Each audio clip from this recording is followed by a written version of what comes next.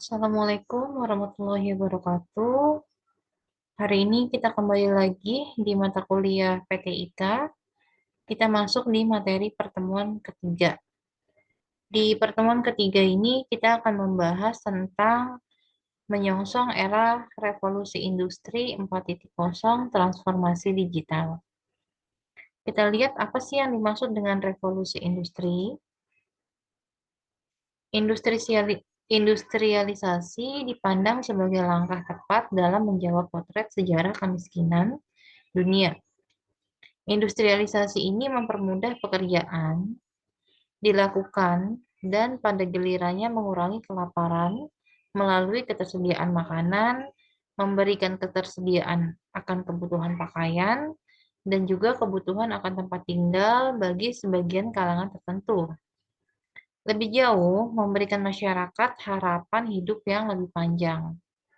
Walaupun pada awalnya mengorbankan sebagian masyarakat lainnya, sehingga muncul kesenjangan sosial serta menghasilkan kerusakan lingkungan, namun pada akhirnya industrialisasi ini mendatangkan kekayaan serta kenyamanan hidup karena dikelilingi oleh peralatan-peralatan yang user-friendly teknologis. Jadi, revolusi industri ini adalah sebuah langkah yang dilakukan untuk meningkatkan taraf hidup masyarakat atau meningkatkan taraf hidup manusia dengan menggunakan peralatan-peralatan yang canggih ya, yang sesuai dengan perkembangan teknologi, di mana peralatan tersebut sifatnya adalah user friendly atau alat-alat yang mudah untuk digunakan dalam kehidupan sehari-hari. Nah, revolusi industri dibagi menjadi beberapa eh, jenjang ya, beberapa waktu. Yang pertama kita sebut dengan revolusi industri 1. Ini dimulai dari ditemukannya mesin uap. Jadi ketika muncul di tahun 1764 ya oleh James Watt, dia menemukan mesin uap, maka dimulailah revolusi industri pertama. Temuan ini berdampak pada pekerjaan-pekerjaan dalam pembuatan produk yang biasanya dilakukan oleh tenaga hewan dan kekuatan manusia, yang dilengkapi dengan peralatan sederhana, kemudian beralih menggunakan mesin bertenaga uap. Jadi, awal mulanya adalah proses menggantikan tenaga hewan, tenaga manusia, ataupun alat-alat sederhana yang biasanya digunakan dalam membuat atau memproduksi suatu barang. Nah, dari yang tadinya masih menggunakan tenaga konvensional ya atau tradisional, maka pada tahun 1764 ini ditemukanlah yang namanya mesin uap untuk membantu dalam proses produksi barang. Hasilnya, barang-barang dapat diproduksi dalam waktu relatif singkat. Jadi keuntungannya salah satunya adalah menghemat waktu ya. Waktu yang dibutuhkan dalam memproduksi barang relatif singkat dan jumlah barang yang diproduksi itu lebih banyak dengan harga yang murah. Nah, itu keuntungannya. Revolusi industri pertama ini membawa peralihan dari perekonomian berbasis pertanian menjadi perekonomian berbasis industri yang menandai dimulainya era mekanisasi. Jadi, kalau dulu mungkin memproduksi jenis barang apapun ya masih menggunakan tenaga manusia, tenaga hewan, maka dimulai revolusi industri pertama ini menggantikan tenaga hewan manusia dengan mesin ya, maka dimulailah ekonomi berbasis industri yang dikenal dengan era mekanisasi. Di revolusi industri 2 atau 2.0 ini diawali dari hasil penelitian yang dilakukan oleh Faraday dan Maxwell yang berkaitan dengan penggabungan kekuatan antara sistem magnetik dengan sistem elektrik yang menggerakkan mesin proses produksi, serta ditemukannya ban berjalan yang digunakan dalam proses perakitan di berbagai industri sehingga dapat menghasilkan produk dalam jumlah besar atau mass production. Lahirlah era elektrik Jadi ini sudah lebih canggih lagi di industri 2.0, yaitu menggabungkan sistem magnetik dengan sistem elektrik. Jadi lebih mudah lagi ya, lebih dipermudah lagi. Sehingga jenis produk yang dihasilkan itu lebih banyak lagi jumlahnya. Kemudian revolusi 3.0 dimulai dengan temuan internet dan komputer. Jadi ini sudah menggunakan penerapan sistem jaringan komputer dan internet di revolusi 3.0 yang mempengaruhi pola komunikasi, peredaran informasi di masyarakat, juga ditemukannya robot yang menggantikan tenaga kerja manusia dalam proses perakitan, namun masih dikontrol oleh human operators. Dengan demikian, bergeser ke era otomatisasi. Jadi di era ini sudah mengenal yang namanya jaringan internet, komputer, eh, cara berkomunikasi lebih mudah, dan juga untuk peredaran informasi di masyarakat juga lebih mudah untuk didapatkan. Terus sudah ada yang namanya robot, di mana robot ini sudah menggantikan tenaga kerja manusia, cuma prosesnya masih dikontrol oleh manusia juga sebagai operatornya. Dan ini disebut dengan era otomatisasi. Di era revolusi 4.0 terjadi ketika robot yang terkoneksi dengan sistem komputer dilengkapi dengan machine learning algorithm yang dapat belajar dan mengontrol robot itu sendiri tanpa input dari human operators yang dikenal dengan istilah artificial intelligence atau AI. Jadi ini mungkin era saat ini ya, yang kita alami saat ini, di mana sudah muncul era AI atau sistem berbasis sistem pakar ya, berbasis pengetahuan. Lebih jauhnya AI ini dihubungkan dengan Internet-based society. Pada dasarnya revolusi industri 4.0 merupakan penyatuan dunia online dengan industri produksi, sehingga merupakan revolusi industri digital. Jadi era saat ini yang kita alami adalah masuk di era digital. Revolusi industri 4.0 dalam dunia bisnis berdampak pada pekerjaan di masyarakat dan posisi dalam organisasi yang ada pada hari ini, yang tidak akan ada lagi dalam 50 tahun ke depan. Jadi kemungkinan ada beberapa dampak dari terciptanya revolusi industri 4.0 ini ya, era digital ini, salah satunya adalah berdampak pada pekerjaan yang ada di masyarakat. Jadi beberapa pekerjaan saat ini mungkin sudah tergantikan dengan sistem digital, dengan AI, kemudian posisi-posisi yang ada di dalam sebuah organisasi, sebuah instansi, sebuah perusahaan mungkin sekarang sudah tidak lagi ditempati ya, diduduki oleh manusia, tapi sudah tergantikan dengan yang namanya artificial intelligence atau AI, atau robot yang sudah dilengkapi fitur yang lebih canggih yaitu machine learning algorithm. Nah, sehubungan dengan keunggulannya, jadi Singh dan Marwala ini mengemukakan bahwa revolusi industri 4.0 ini mengintegrasikan rantai nilai vertikal dan horizontal dengan menghubungkan secara digital semua unit produktif dalam perekonomian.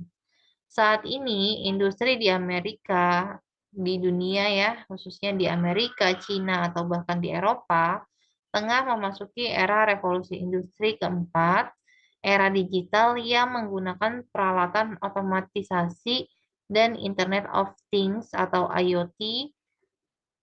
Contohnya di sini ada Sekretaris Direktorat Jenderal Industri Logam, mesin, alat transportasi, dan elektronika dari Kementerian Perindustrian pada saat meresmikan Pameran Manufacturing Indonesia 2017 menyampaikan bahwa yang terutama bagi Indonesia saat ini adalah keharusan untuk mengembangkan dan membangun sektor industri permesinan yang merupakan pendukung dari seluruh proses produksi pada industri lainnya, khususnya pada sektor industri manufaktur. Nah, berkaitan dengan penelitian yang sudah dilakukan, Untuk mengetahui bagaimana efek dari pemanfaatan teknologi terhadap kinerja perusahaan ya, yang pertama di sini pada tahun 2005, Kariuki itu memperoleh temuan bahwa e-banking memberikan dampak positif yang baik terhadap profitabilitas karena adanya peningkatan pangsa pasar akibat customized product.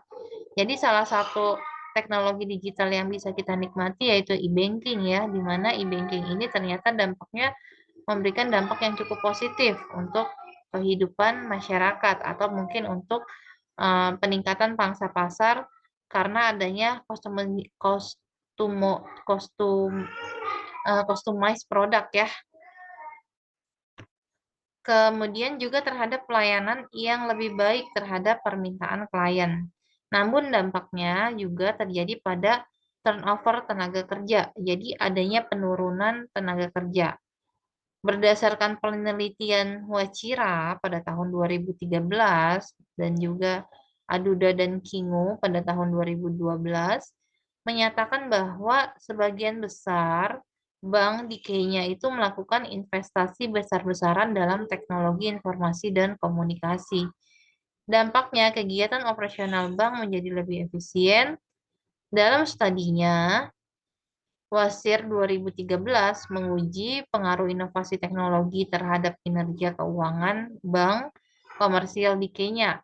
Studi ini didorong oleh perubahan di sektor perbankan sejak pemerintah Kenya mengeluarkan deregulasi sehubungan dengan e-banking yang membuat banyak cabang bank ditutup dan diganti dengan yang disebut self-service banking.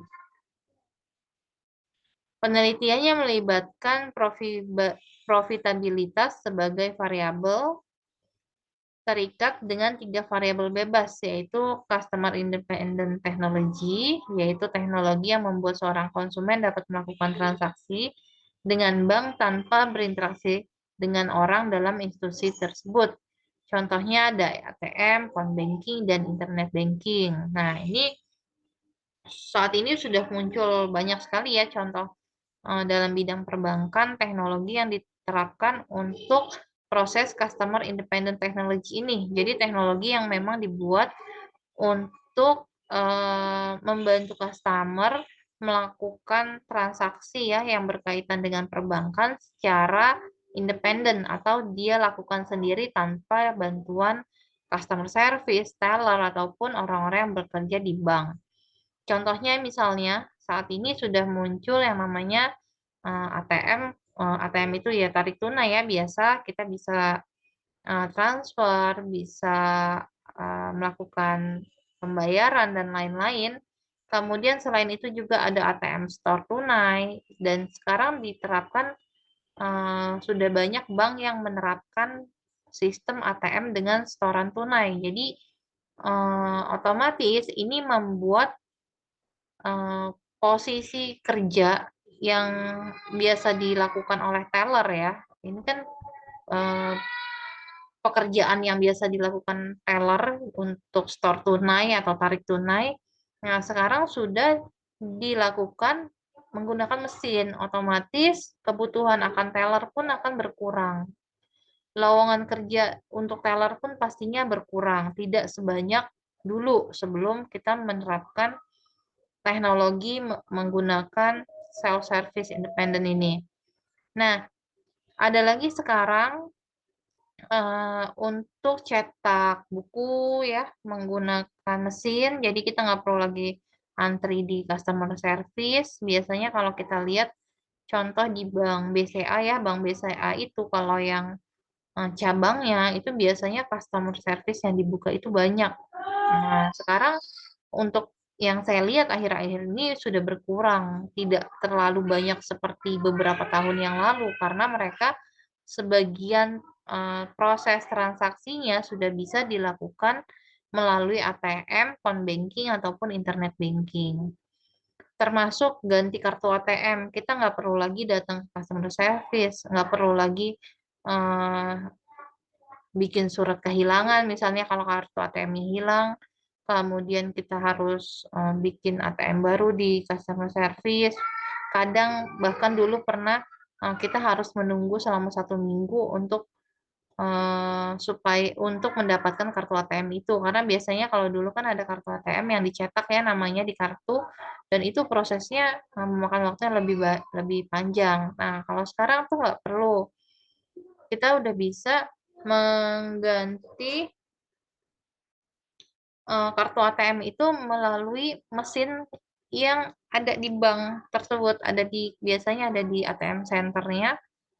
Itu ada mesin yang bisa mengganti kartu ATM yang hilang. Kita cuma perlu cukup bawa identitas saja, dan nanti verifikasinya menggunakan sidik sidik jari ya, yang ada di identitas kita di KTP. Nah, itu sudah bisa menghubungkan dengan data kita, kemudian dia sudah bisa mengeluarkan kartu ATM yang baru. Jadi kita nggak perlu lagi ke customer service atau datang ke tellernya lagi.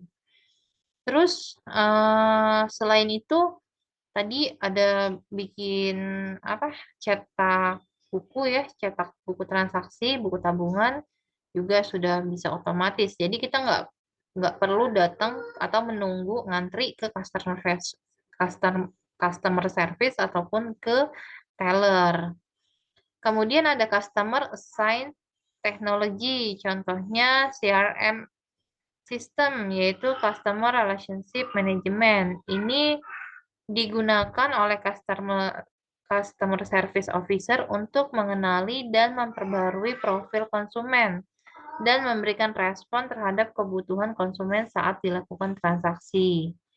Dan juga customer transparent technology, yaitu teknologi yang mencerminkan operasi bank. Jadi sudah banyak. Ini sangat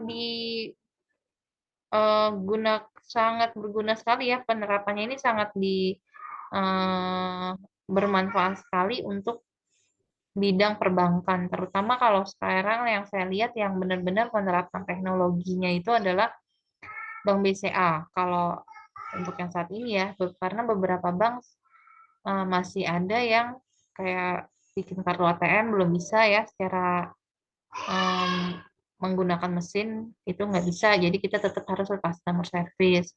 Terus sama teknologi saat ini dengan m-banking ya, yaitu buat tabungan tanpa harus datang ke bank. Ini di beberapa bank juga sudah dilakukan ya, sudah ada. Jadi kita hanya download aplikasi m-banking saja, nanti sudah ada atau kita sudah bisa melakukan proses buka rekening baru dari situ. Oke, terus selanjutnya hasilnya menunjukkan bahwa adanya korelatif positif dan kuat antara kombinasi ketiga variabel bebas terhadap profitabilitas. Jadi sebesar 0,713 dengan 50,8% ya variasi profitabilitas yang dapat dijelaskan oleh model. Studi ini menggarisbawahi adanya kebutuhan bank di Kenya untuk melakukan investasi inovasi teknologi secara kontinu dalam mempertahankan kemampuan bersaing yang tinggi.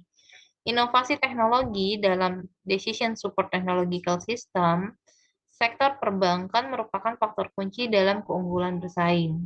Teknologi inovasi di perbankan bersifat disruptif dikarenakan teknologi baru yang menggantikan itu sangat jauh berbeda dengan teknologi tradisional. Jadi, di satu sisi, inovasi teknologi memberikan kontribusi terhadap kinerja bank. Namun, di sisi lain menyebabkan adanya tipe pekerjaan yang hilang. Dalam hal ini adalah kasir bank. Nah, itu tadi sudah saya sebutkan ya, teller ataupun customer service itu pasti kebutuhan akan tenaga kerja di posisi tersebut akan berkurang. Revolusi industri yang diawali dengan keberhasilan menemukan teknologi yang mempermudah kehidupan manusia di kemudian hari menimbulkan permasalahan yang meresahkan.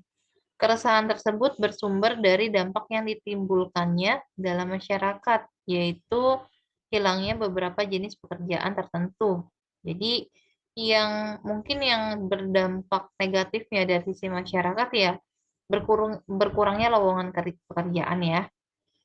Terus, walaupun dari kemampuan memprediksi dan dari pengalaman sebelumnya diantisipasi akan memunculkan jenis-jenis pekerjaan baru. Walaupun memang pastinya juga akan memunculkan ya jenis-jenis pekerjaan baru, tapi pertanyaannya adalah apakah sumber daya manusia yang ada di Indonesia saat ini bisa atau mampu untuk menempati posisi pekerjaan yang muncul tersebut, pekerjaan baru yang muncul tersebut. Contoh misalnya semakin banyaknya orang yang membutuhkan teknologi ya berkaitan dengan perangkatnya, perangkat kerasnya ya, alatnya ataupun perangkat lunak, aplikasinya, maka muncullah jenis pekerjaan di bidang programmer. Nah, saat ini dunia programmer menjadi mungkin salah satu bidang pekerjaan yang banyak dibutuhkan. Terus bidang editing ya, terus desain grafis, analisis sistem, web developer, terus mobile application developer. Nah, ini adalah posisi-posisi yang saat ini banyak dibutuhkan karena kaitannya adalah untuk mengembangkan sebuah aplikasi baru atau sebuah teknologi baru. Tapi pertanyaannya adalah apakah sumber daya manusia yang ada di Indonesia ini mampu mengisi posisi pekerjaan tersebut? Nah, ini harusnya menjadi eh, apa ya? Kalian lah ya yang belajar saat ini kuliah di bidang teknologi informasi berkaitan dengan sistem informasi. Nah, harusnya kalian yang nantinya akan mengisi posisi-posisi yang tersebut. Kemudian eh, ditengarai bahwa era digitalisasi sebagai hasil dari perubahan teknologi revolusi industri 4.0 dibandingkan revolusi industri sebelumnya.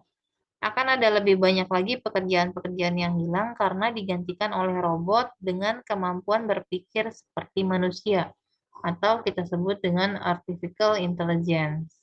Nah,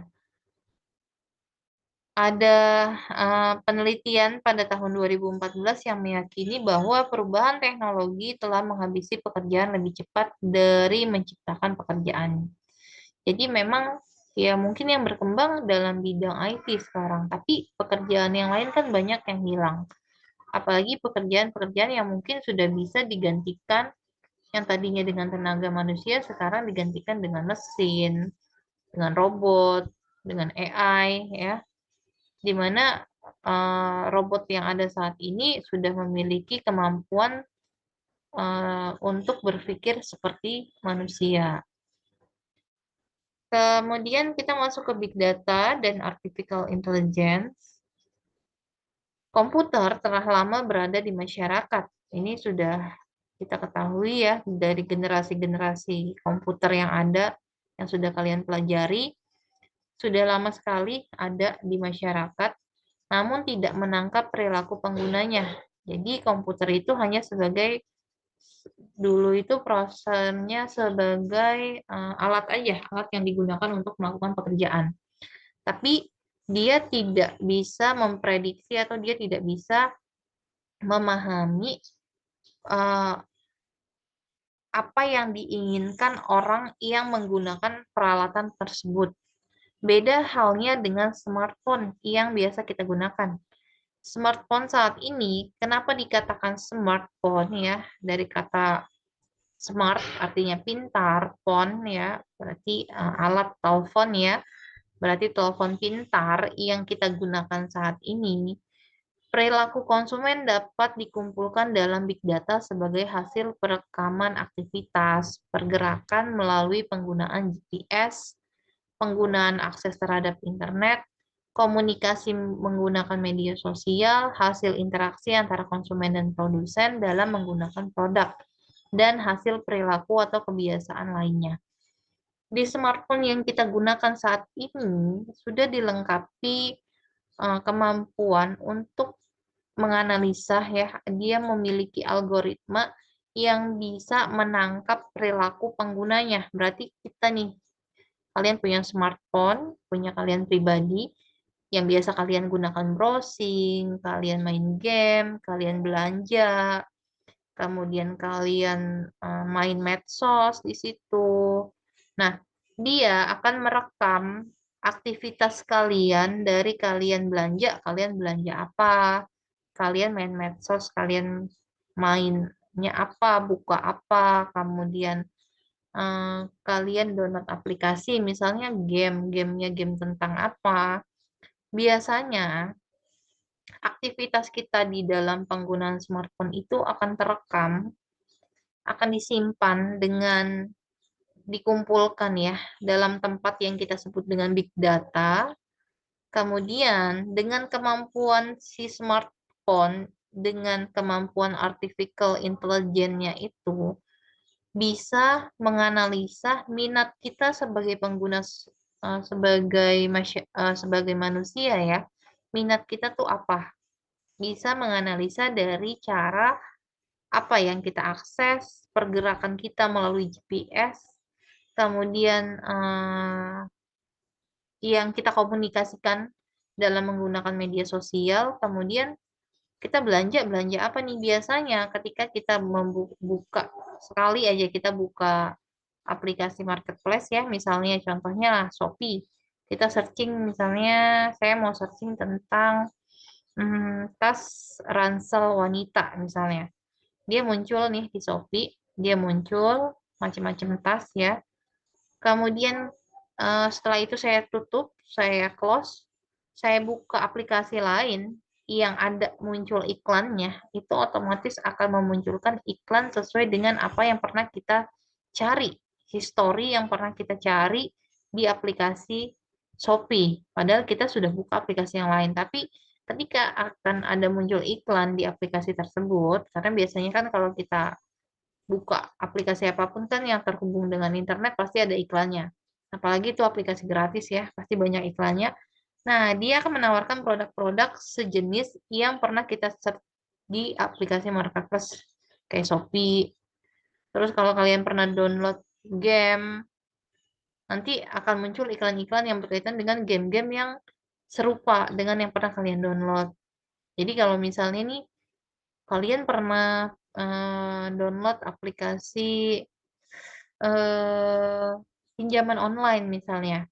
Nah, nanti ketika kalian menggunakan aplikasi lain, kalian buka YouTube atau kalian akses aplikasi yang lain, akses internet, biasanya iklannya tuh nggak jauh ya, seperti aplikasi-aplikasi yang pernah kita akses sebelumnya yang berkaitan dengan ya contohnya misalnya tadi pinjaman online, ya udah aplikasi pinjaman online lain lah yang muncul.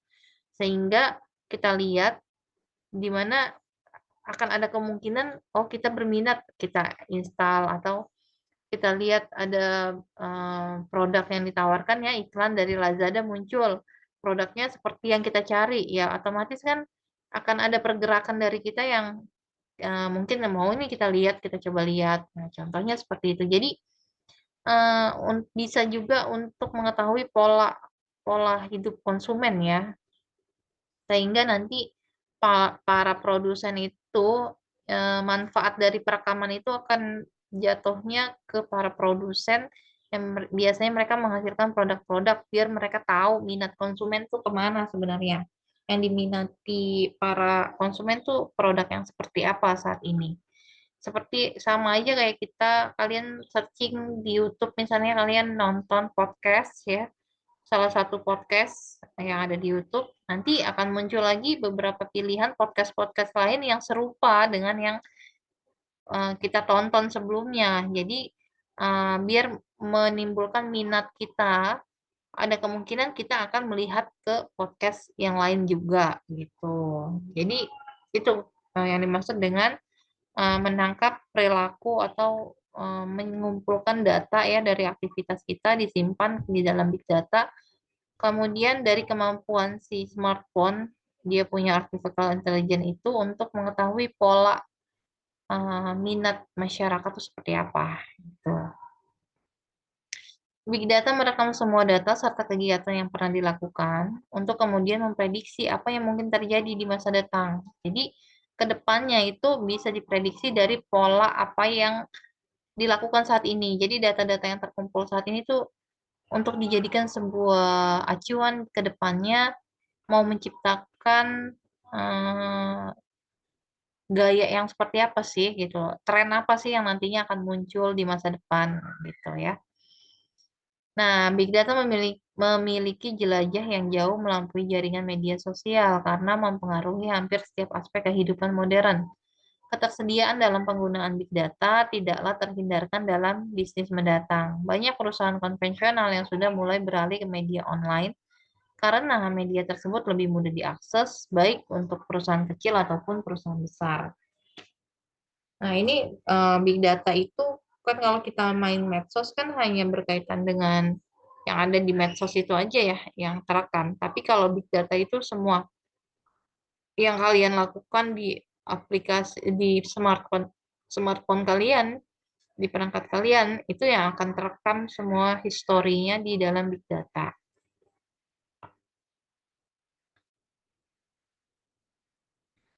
Kemudian pada tahun 2017, penelitian yang dilakukan oleh MAR, dia mengungkapkan bahwa ada 3 area utama dalam bisnis yang sangat membutuhkan akses terhadap big data, yaitu improving decision making, jadi mengembangkan keputusan ya yang akan dibuat, improving operation, mengembangkan operasi, dan monetizing of data. Jadi mengcover data ya untuk atau mengatur sebuah data ya yang bisa kita olah nantinya untuk bahan ya membuat keputusan juga pada akhirnya.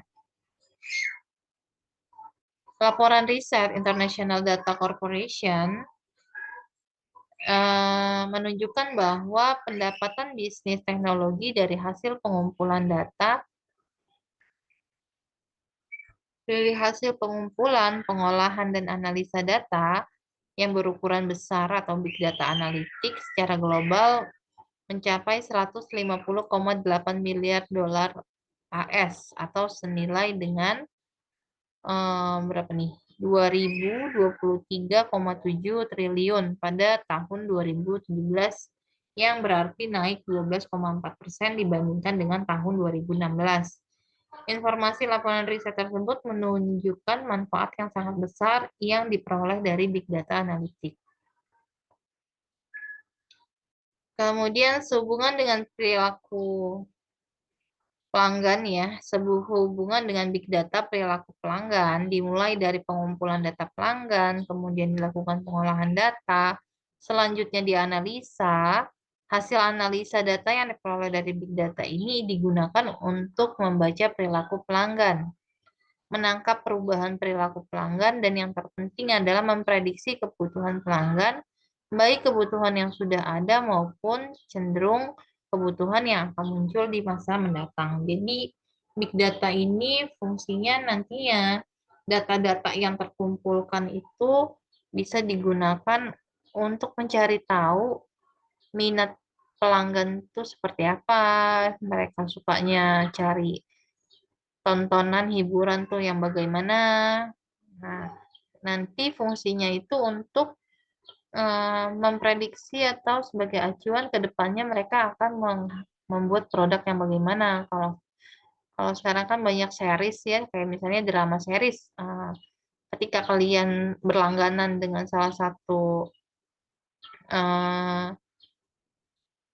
TV online ya sekarang ini, nah, di situ kan akan terekam juga aktivitas kalian. Kalian suka nonton film apa nih? Suka film misalnya drama, drama yang bagaimana? Apakah dramanya drama tentang komedi, drama romantis, atau suka drama yang thriller ya, yang detektif misalnya, atau yang bunuh-bunuhan, atau yang bagaimana? Nah, itu kan nanti untuk ketika data itu sudah dikumpulkan, diolah menjadi informasi, kita akan tahu nih minat pelanggan kita tuh seperti apa dan kita harus menciptakan produk yang bagaimana supaya diminati oleh pelanggan.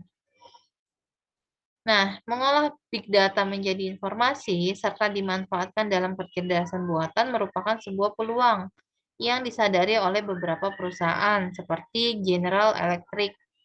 Dengan membentuk JE Digital, dia menawarkan layanan otomatisasi produktivitas industri melalui pengumpulan, pengolahan, dan penganalisaan data mesin industri agar berproduksi pada tingkat yang paling optimal dan hemat energi.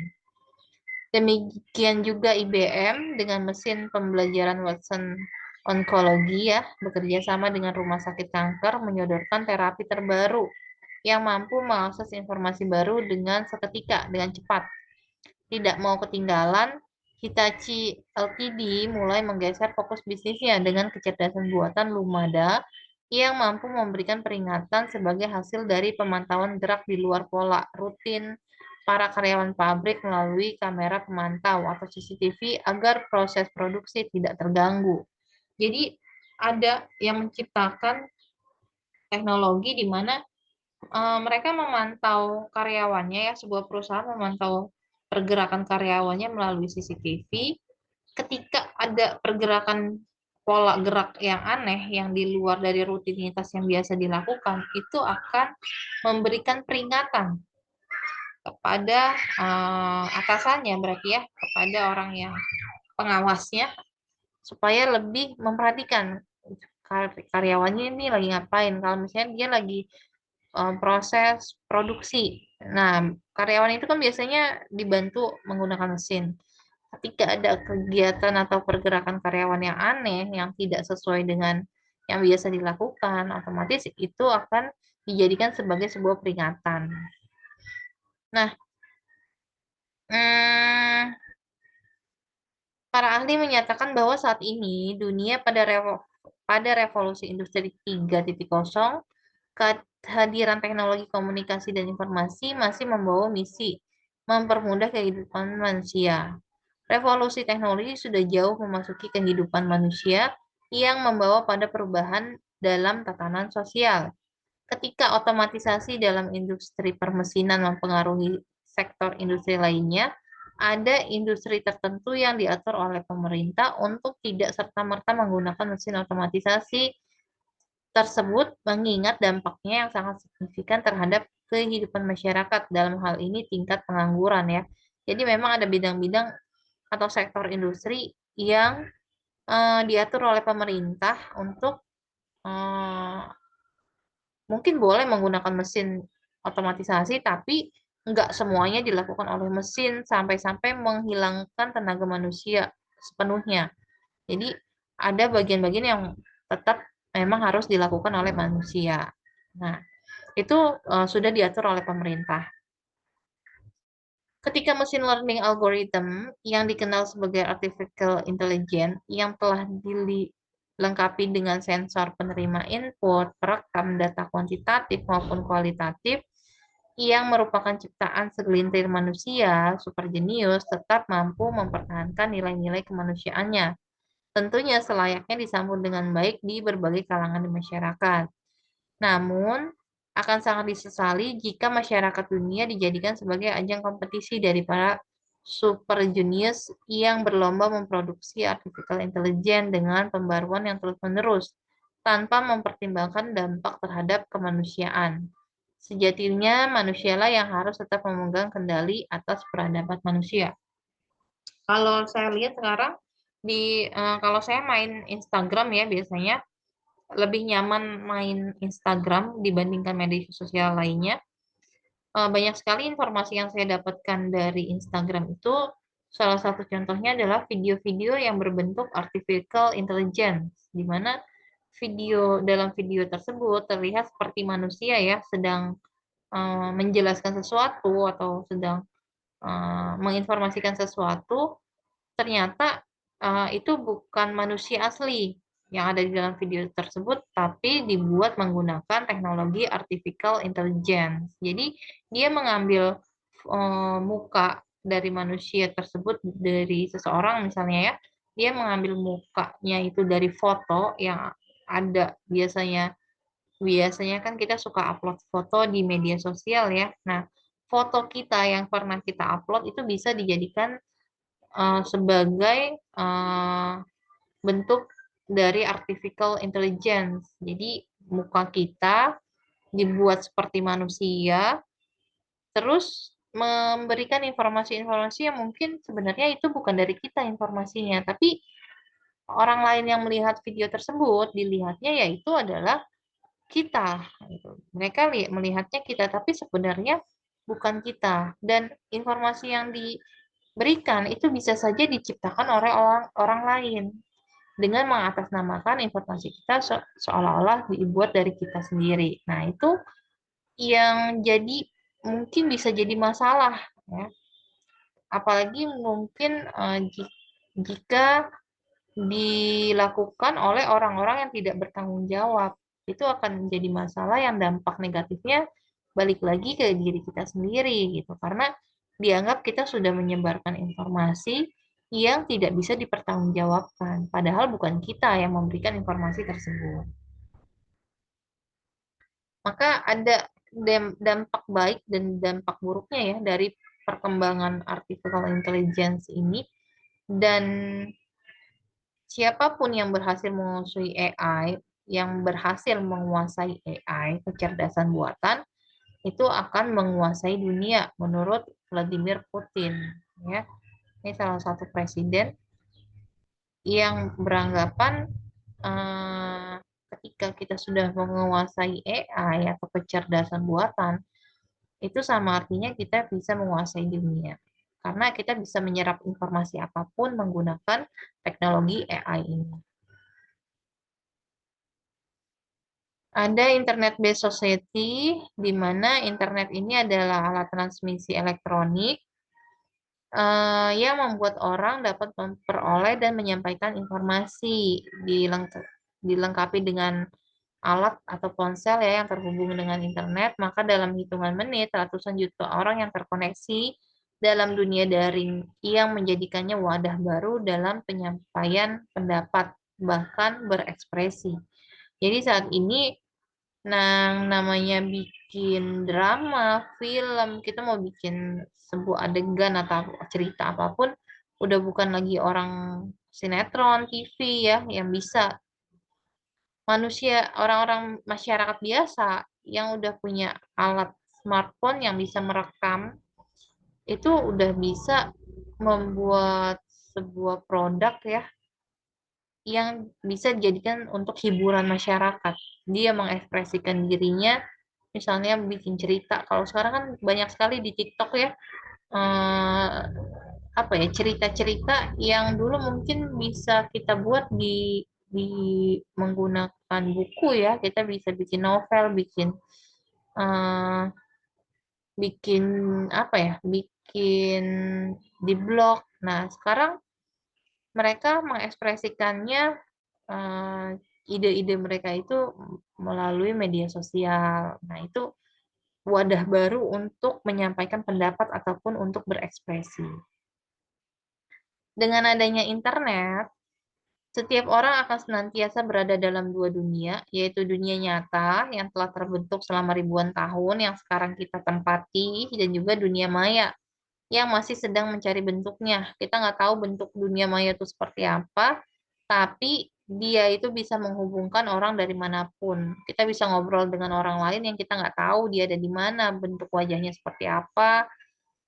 Kemudian entah mereka berada di belahan dunia mana, mereka sedang melakukan kegiatan apa, tapi ketika kita terkoneksi dengan internet, kita bisa berkomunikasi, kita bisa saling eh, apa ya, saling memberikan informasi, bertukar informasi. Terus di dunia maya membuat kita dapat menikmati konektivitas dengan cepat melalui berbagai peralatan, walaupun konektivitas tidak serta-merta menghapus kesenjangan yang terjadi di dunia nyata. Ternyata di dunia nyata kita masih harus berjuang melawan berbagai rintangan, seperti rintangan geografis ya, keadaan lahir entah kita dari keluarga kaya atau dari negara kaya, sedangkan yang lainnya lahir di keluarga miskin atau di negara miskin, serta perbedaan hakikat sebagai manusia. Dengan demikian, sebagai warga dunia, kita akan memiliki dua identitas, yaitu identitas kita di dunia nyata dan identitas kita di dunia maya. Bagi orang yang sudah hidup dalam keduanya, maka kedua dunia itu tidak terpisahkan satu sama lain.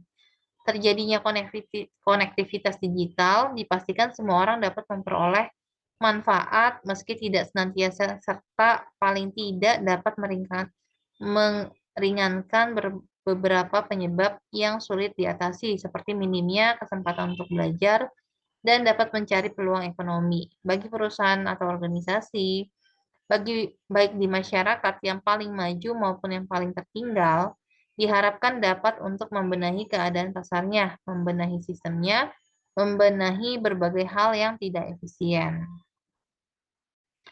Ini cukup banyak ya materinya berkaitan dengan internet. Kita lanjut ke digital ekonomi.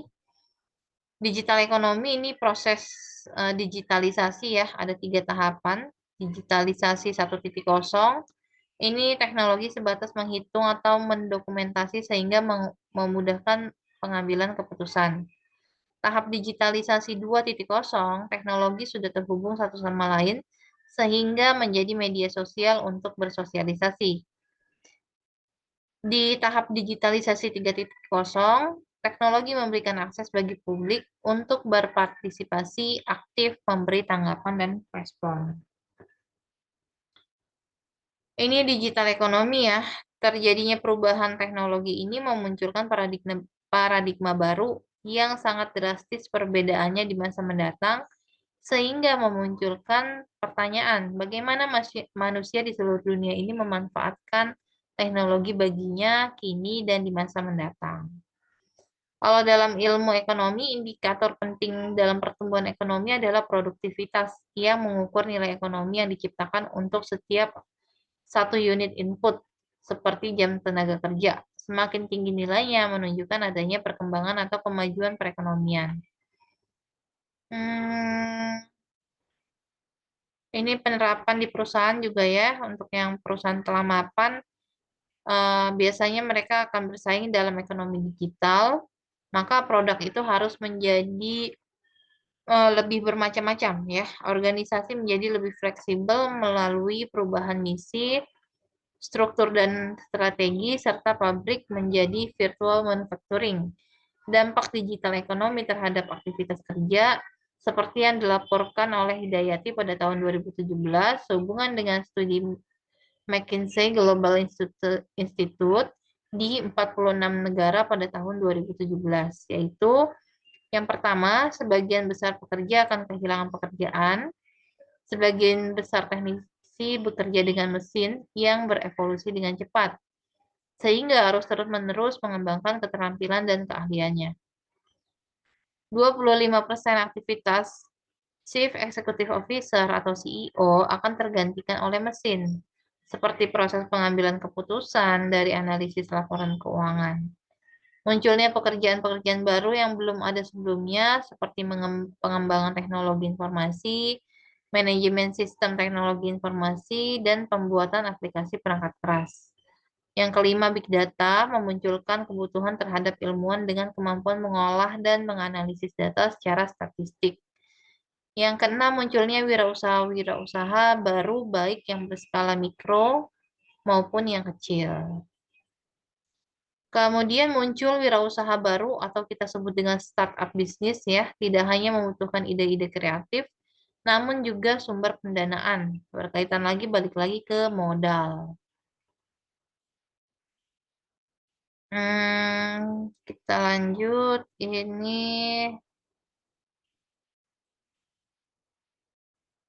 ada lagi berkaitan dengan finansial atau pinjaman nih ya. Perusahaan teknologi finansial pinjaman sebagai penyedia jasa platform pinjam meminjam langsung juga membantu pemerintah dalam meningkatkan inklusi keuangan melalui berbagai pelatihan yang diberikan, seperti literasi keuangan, pinjaman mikro, dan juga pemasaran daring.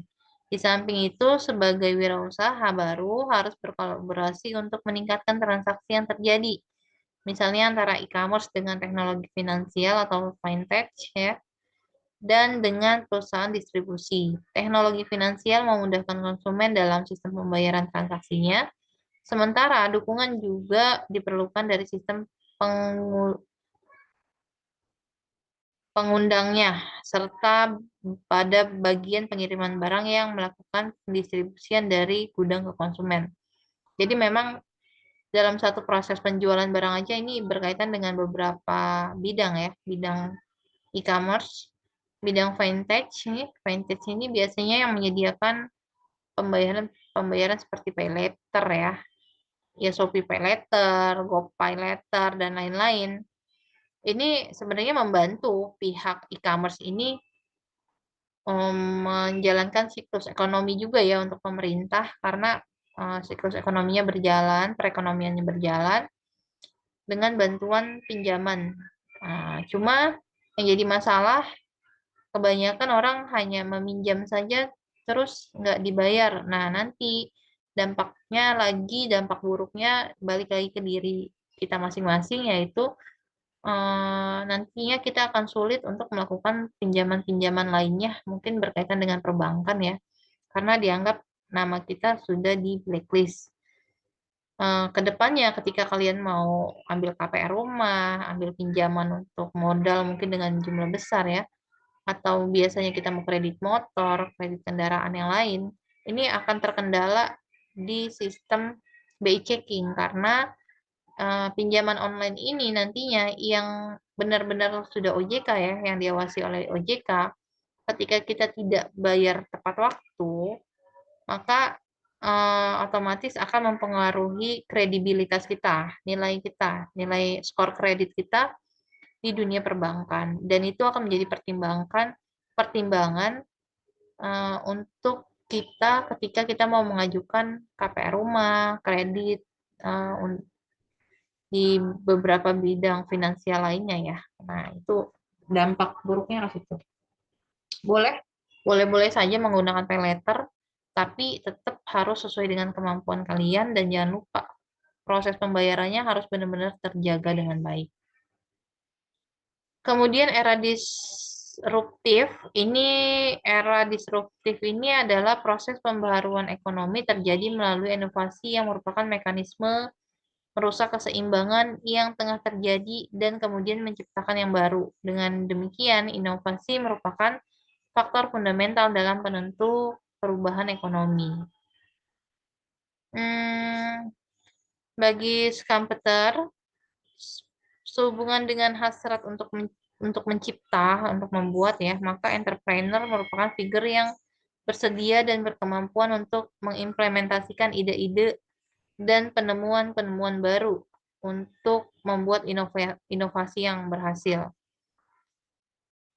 Contohnya mengembangkan output baru ya melalui tahapan proses baru sehingga menciptakan suatu keadaan yang dapat menyingkirkan para pesaingnya dan imitator. Ini kita sebut biasanya dengan berinovasi. Keadaan ini menggambarkan suatu persaingan dalam pandangan komputer. Persaingan merupakan proses penciptaan pengetahuan baru dalam sistem ekonomi yang berkompetisi, sehingga menghancurkan lapangan kerja, tetapi juga menciptakan lapangan pekerjaan.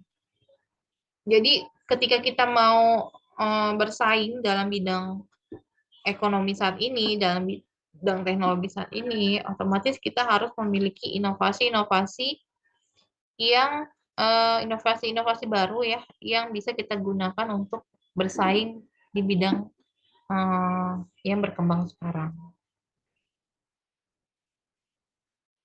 Ini beberapa hasil penelitian ya, kalian bisa baca nanti silahkan lanjut dibaca masing-masing, karena ini beberapa penelitian yang sudah dilakukan sebelumnya. Kemudian ada firm life cycle, ini perusahaan-perusahaan yang berpeluang menghadapi dilema akibat mempertahankan sustaining innovation, seperti yang disampaikan oleh Clayton, merupakan perusahaan-perusahaan yang sudah berada pada tahap kedewasaan, mature phase, dalam daur hidupnya atau firm life cycle.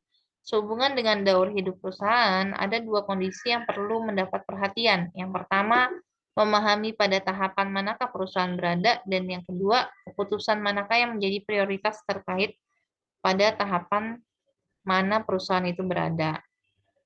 Oke, ini juga silakan kalian baca sendiri ya untuk penelitian-penelitian yang sudah dilakukan berkaitan dengan term life cycle. Ke generasi milenial nih, generasi sekarang ya, yang mungkin kalian ya, mungkin mungkin kalian yang disebut dengan generasi milenial, ini adalah generasi yang lahir dalam kisaran tahun 1980 sampai 2000. Jadi mungkin sekarang usianya 80 tuh berarti berapa ya? 2023 40-an ya, 40-an. Sekitar usia 40-an ya sampai 20-an berarti ya. Sebagian generasi Y lahir tahun 1980 dan sebagian generasi Z lahir tahun 2000. Generasi ini dikenal sebagai generasi yang bergaul erat dengan teknologi komunikasi dan informasi, yaitu melalui internet ya, berselancar di dunia maya dalam memperoleh informasi dan berkomunikasi melalui sosial media. Perbedaan mencolok dengan generasi sebelumnya ditunjukkan pada pola berbelanja. Kalau generasi pendahulunya memerlukan keyakinan yang tinggi terlebih dahulu akan keadaan barang yang akan dibelinya, sehingga mengharuskan dirinya untuk memeriksa kondisi real barang tersebut di lapangan sebelum memutuskan untuk membeli. Sementara di generasi Y maupun Z saat ini sudah bisa mempercayai kondisi barang yang akan dibeli dengan hanya melihat melalui internet. Jadi makanya muncul banyak e-commerce ya, karena tanpa harus melihat barangnya secara langsung, kita bisa dengan mudahnya percaya dan yakin untuk membeli barang tersebut. Biasanya kita ngecek dari review-review yang sudah ada ya, ulasan-ulasan yang sudah ada sebelumnya di produk tersebut yang udah pernah beli. Jadi kalau ulasannya buruk ya biasanya kita nggak beli. Tapi kalau memang ulasannya bagus, red atau bintangnya bagus, ya kita percaya untuk membelinya. Beda dengan orang-orang zaman dulu. Mungkin orang tua saya misalnya ya, atau orang tua kalian yang belanja tuh masih harus datang langsung, lihat barangnya langsung, memastikan kondisi barangnya bagus, baru mereka akan beli barang tersebut. Itu perbedaan yang mencolok ya antara generasi milenial dengan eh, generasi Y ya berarti. Terkoneksi merupakan kata kunci dari generasi milenial yang hanya dimungkinkan ketika memiliki teknologi komunikasi, namun juga sinyal yang membuat keterhubungan satu dengan lainnya. Jadi kalian yang sudah terkoneksi dengan internet itu udah pasti bisa saling berkomunikasi. Oke, ini generasi milenial sekarang ya, banyak sekali eh, informasi-informasi yang menjelaskan bagaimana pola tingkah laku anak-anak milenial sekarang ya, dari cara bicaranya, cara ngomongnya, cara bersosialisasinya, terus bahkan eh, cara main media sosial antara generasi yang satu dengan generasi yang lainnya pun akan terlihat perbedaannya. Kalau kita bisa menganalisa ya, kalau kalian biasa main media sosial, kalian bisa menganalisa ketika kalian berhubungan atau berkomunikasi dengan seseorang di dunia maya, kalian bisa tahu nih orang eh, orang apa ya, eh, dia termasuk ke generasi yang mana sih gitu. Apakah sama satu server dengan kalian atau tidak? Itu akan terlihat juga, akan ada perbedaannya lah bagaimana cara generasi yang satu dengan generasi yang lainnya dalam bermain media sosial, dalam terkoneksi ke suatu forum dan lain-lain. Dan cirinya lagi di generasi milenial sekarang mungkin mereka lebih senang dengan dunia digital ya, mengekspresikan dirinya dalam bentuk digital yang kita kenal dengan konten ya sekarang, bikin konten ya, itu ternyata bisa menjadi salah satu pekerjaan juga, bisa salah satu tempat untuk menghasilkan uang ya, ternyata dengan cara bikin konten. Sekarang viral dikit, kita langsung terkenal, nggak perlu jalur casting segala macam ya. kita bikin video viral, banyak ditonton orang, itu bisa bikin kita menjadi terkenal. Ini untuk yang sekarang. Itu berkaitan dengan materi kita hari ini ya. Jadi sampai di generasi milenial. Sampai sini mungkin materi kita untuk hari ini. Selebihnya nanti kalian bisa baca secara detail lengkapnya ya materi-materi yang ada. Kemudian mungkin kalian bisa searching di internet dan cari-cari bahan-bahan materi yang berkaitan dengan materi kita ini melalui media internet karena banyak sekali uh, bisa kita dapatkan ya. Dan sebenarnya materi ini adalah materi-materi yang ya memang kita lakukan setiap hari gitu, dekat dengan kehidupan kita sehari-hari. Itu aja dari saya untuk hari ini. Saya akhiri. Wassalamualaikum warahmatullahi wabarakatuh.